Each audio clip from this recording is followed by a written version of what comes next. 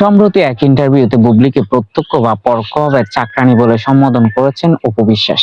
ওই ইন্টারভিউতে চাকরানী বলায় ওটা বেশ ভাইরাল হয়েছে সামাজিক যোগাযোগ মাধ্যমে। আসলে চাকরানী কি? চাকরানীর ফুল ডেফিনেশন এটা কি অপু বিশ্বাস জানেন? কারণ তিনি তো সারা জীবন বিএফডিসি তে কাজ করে বিএফডিসির মিনিংটাই বলতে পারেন নাই। রিসেন্টলি আমরা দেখেছি। এখন চাকরানীর ফুল মিনিং বলতে পারেন কিনা বা কখন চাকরানী বলা যায় একজনকে সেটা বলতে পারেন কিনা। যেহেতু তিনি বলতে পারেন না, আমাদের উচিত তাকে বলা যে এবং প্রমাণ করা আসলে কে চাকরানী, অপু বিশ্বাস না বুবলি। যাই হোক, প্রথমেই আসি যোগ্যতার দিক থেকে। বুবলি পোস্ট গ্রাজুয়েশন করা একজন নারী।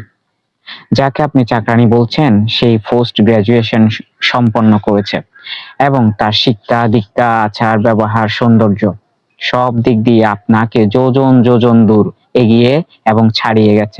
যাকে আপনি চাকরানী বললেন সে তার জীবনের কর্মজীবন শুরু করেছে বিমানবালা হিসেবে। একজন বিমানবালা হতে কি কি যোগ্যতা লাগে নিশ্চয় জানেন।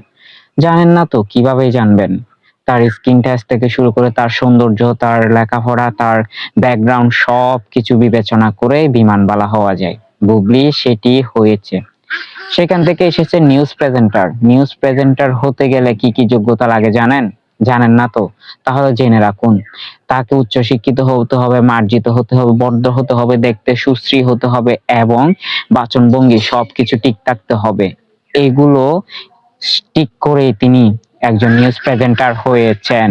এরপর আসি, আপনি যাকে চাকরানী বলছেন সেই তাকে কিন্তু সেই নিজে নিজেই বিএফডিসির দুয়ারে দুয়ারে ঘুরে বেড়ায়নি বা কোনো পরিচালককে বা কোনো নায়ককে হাতে পায়ে ধরে সিনেমায় আসেনি।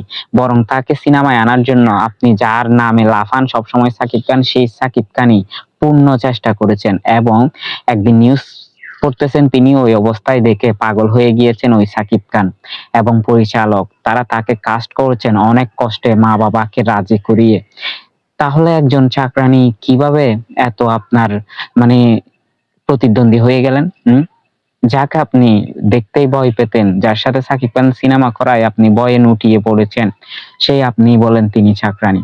যাই হোক, আরো যদি না জানা থাকে চাকরানীর বিষয়টা, আরো আপনাকে জানিয়ে দিই। সেই চাকরানীকেই সাকিব খান বিয়ে করেছে আপনার মতো মহারানীকে ছেড়ে।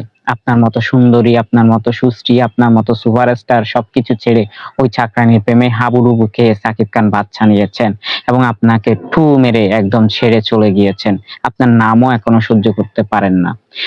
সেই চাকরানী এখন সবকিছু দাপিয়ে বেড়াচ্ছে, সিনেমার রানী এখন।